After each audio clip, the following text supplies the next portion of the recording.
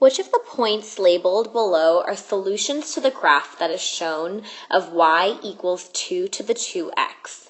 Now remember, the graph of an equation is like a connect the dots game. You find all of the different solution points of that equation and you connect them with some sort of a curve or a line.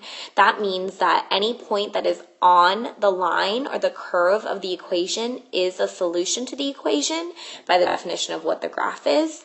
Any point that is not on the graph is not a solution to the equation, but let's test this out and prove it. So we have our equation y equals 2 to the 2x, y equals 2 times 2 to the 2x.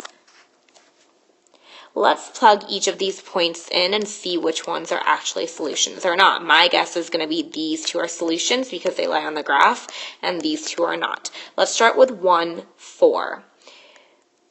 Y equals 4, does that equal 2 times 2 to the 1?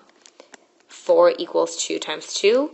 Yep, it sure does. So this is indeed a solution to the equation.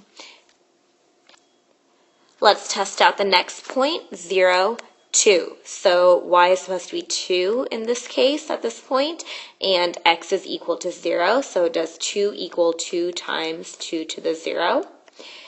2 equals 2 times 2 to the 0 is 1. Yup, indeed, this is another solution to the equation. And notice at this point, both of these points were on the graph of the equation. Let's test our last 2 points. These are not on the graphs, and I have a feeling they will not be solutions to the equation, but let's see. We have our point 1, 2. Does y equal 2 if x equals 1?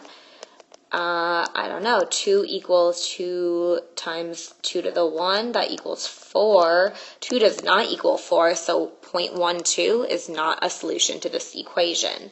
What about this last one over here, 3, 4? Does y equal 4 if x equals 3? That gives us 2 times 2 to the 3rd.